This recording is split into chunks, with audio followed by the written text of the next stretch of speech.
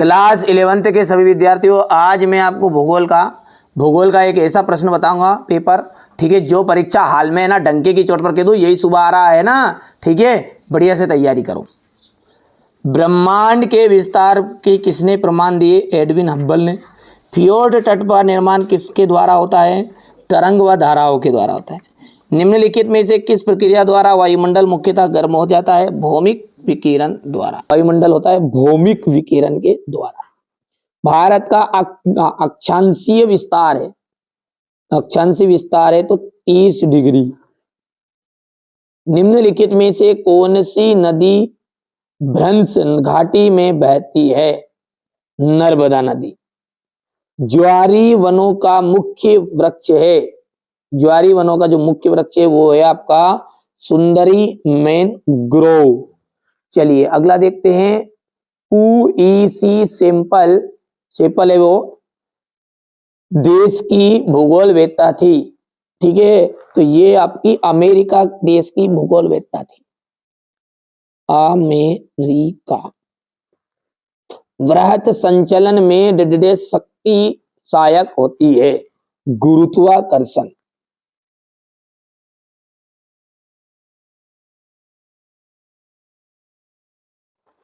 समुद्र तल पर औसत वायुमंडलीय दाब जो होता है वो होता है 1013.2 मिलीबार। देश में पृथ्वी सम्मेलन हुआ था? ब्राजील देश में। हिमालय के गिरिपद पर वन पाए जाते हैं, पर्णपाती वन।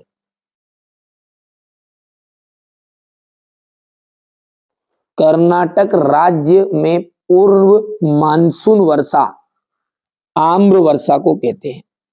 इसको कहते हैं आम्र वर्षा। चलिए आगे बढ़ते हैं और अगला प्रश्न समझते हैं, ध्यान से समझिएगा। देखिए हमारा जो उद्देश्य है वो आपको अच्छे अंक प्राप्त कराना है, ठीक है। आप अच्छे से मेहनत करिए, कंप्लीट करिए। देखिए हमारी तरफ से कोई कमी नहीं रखी जाएगी, आप आपकी तरफ से कमी मत रखिए, ठीक है। यदि पेपर नहीं आता है तो उसकी जवाबदारी मेरी है, 100% मेरी है, फिर उसका दोषी मैं हूं। और मैं बता रहा हूं वो आप याद नहीं कर रहे हो तो फिर इसके दोषी आप, ठीक है। स्थल मंडल का जाएगा भूपर्पटी व मेटल का ऊपरी भाग। अंतर्जनिक बल का जाएगा आपका भू आकृति निर्माण। पृथ्वी का जो कंबल है वो जल वाष्प को कहते हैं। भारत का क्षेत्रफल है 32.8 लाख वर्ग किलोमीटर। भारत का क्षेत्रफल कितना है? ये तो हो गया। लूनी नदी कहां पर है? राजस्थान में। अब एक वाक्य में उत्तर, 5 एक वाक्य में उत्तर आपके आएंगे। भूकंप मापी यंत्र को क्या कहते हैं? सिस्मोग्राफ।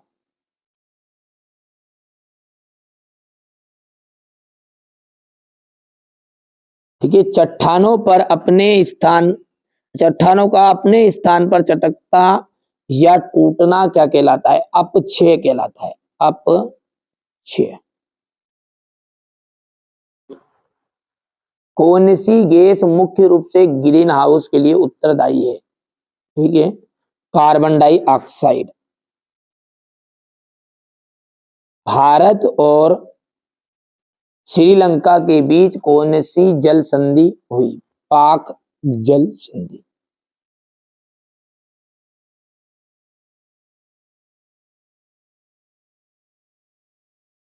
ठीक है, अगला देखते हैं। प्रायद्वीपीय पठार को कितने भागों में बांटा गया है? तो 3 भागों में बांटा गया। कितने भागों में भैया? 3 भागों में।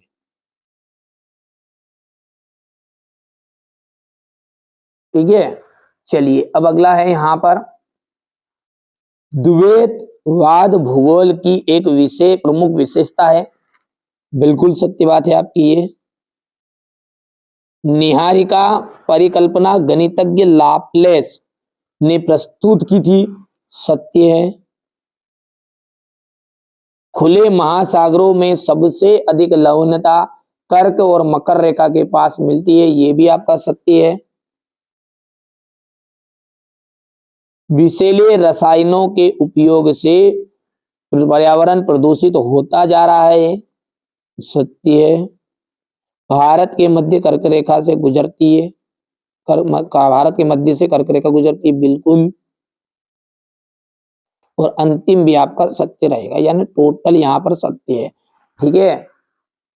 बढ़िया से समझिएगा अच्छे से, ठीक है। थोड़ा सा छोटा कर देते हैं ताकि आपको पूरी चीजें समझ में आ जाए।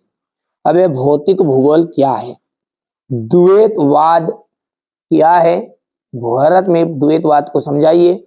जल वाष्प किसे कहते हैं, किस प्रकार की जलवायु में तापोत्तर बहुत कम होता है, ठीक है। जैव विविधता क्या है, विश्व में जैव विविधता के हॉट स्पॉट कौन कौन से हैं। क्वेश्चन नंबर 9 में आपको देख, इसकी सॉल्यूशन है बहुत ही जल्दी मिलेगा, ये 2 या 3 दिन में बच्चों के द्वारा लिखा रहे हैं अपन कोचिंग में, वो जैसे कंप्लीट कर लेंगे। जो कोचिंग में बता रहा हूँ वही आपको बता रहा हूँ, ऐसा नहीं है।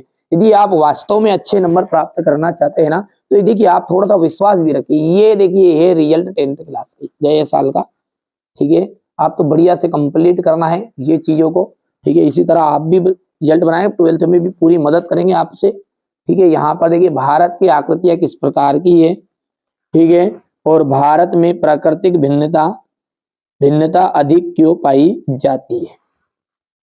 भारतीय उपमहाद्वीप के देशों के नाम बताइए। वृक्षाकार तथा जालीनुमा अपवाह प्रारूप में अंतर आपको बताना है। भारत में ठंडा मरुस्थल कहाँ स्थित है, इस क्षेत्र की प्रमुख श्रेणियों के नाम बताइएगा। अपवाह